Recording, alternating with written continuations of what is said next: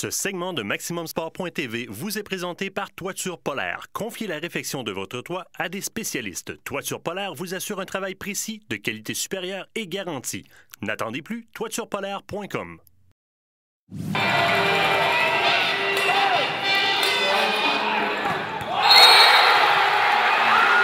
Gilles, comment tu as vécu ce fameux championnat canadien, ce 72 heures merveilleux de volley-ball? J'étais tellement content pour les étudiants athlètes et les entraîneurs, particulièrement un gars comme Pascal Clément, qui, depuis tellement d'années, est entraîneur, avait connu en 94 de beaux succès, avait goûté à ce championnat. Et pour tous les bénévoles aussi, ça fait 11 fois qu'on organise des championnats masculins ou féminins. Et enfin, une fois, ça se réalise chez nous, on gagne. Ah, quel beau sentiment pour tout le monde, fierté pour tout le monde, que ce soit le recteur ou que ce soit le concierge. Tout le monde à l'université est très fier de ce qui est arrivé. Évidemment, tu as vécu beaucoup de beaux championnats ici. Est-ce que celui de dimanche, c'est l'un de tes plus valorisants? Certainement un des plus valorisants. Il est vraiment très haut dans mon top 10 là, des championnats qu'on a pu voir. La réussite, l'équipe, la ténacité, la façon dont ils l'ont gagné, la façon dont ils ont été coachés, l'appui de la foule qui était incroyable, les gens qui ont embarqué là-dedans à plein. Un vrai beau championnat universitaire comme on est capable d'en faire. Puis encore une fois, tous les yeux du Canada étaient tournés chez nous. Tout le monde se demande qu'est-ce qui se passe à Laval. Surpris de l'assistance, de l'omniprésence de la foule au cours du championnat?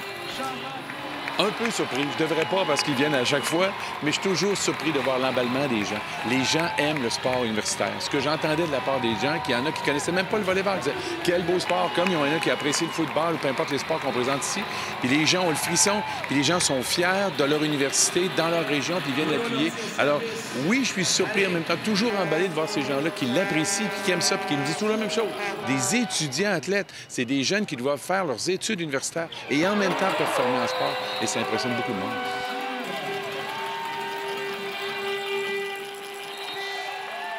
Est-ce que ça ajoute une pression supplémentaire à tes autres entraîneurs de dire, bon, ben là, le football a gagné, le volleyball a gagné, et également, bon, le soccer est allé au championnat quand même si on le recevait ici. Est-ce que c'est une pression supplémentaire sur les épaules?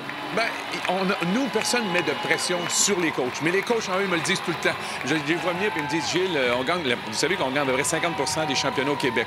Les gens, les coachs me disent, quand on ne gagne pas le championnat au Québec, on a l'impression qu'on a laissé tomber le reste du groupe. Mais cette pression-là, elle est propre à eux. Il n'y a pas personne qui la remet supplémentaire. Mais oui, ils le sentent. Mais il y a une fierté aussi. Donc, cette fierté, puis en même temps, le goût de dire, ben, mon équipe l'an prochain, il faut qu'elle fasse comme les autres. Parce qu'il ne faut pas oublier le golf aussi. Hein? Champion canadien en golf, champion canadien en volleyball, champion canadien en football. C'est quand même pas rien comme année.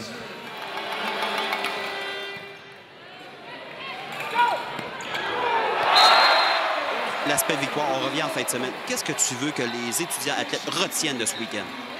Bien, je veux qu'on retienne la leçon qu'il faut avoir de la détermination, de la persévérance dans ce qu'on fait. Il faut y mettre tout le paquet. Et arriver à avoir le but, le trophée, c'est, tu vois, un concours de circonstances. Mais la démarche est plus importante que l'aboutissement.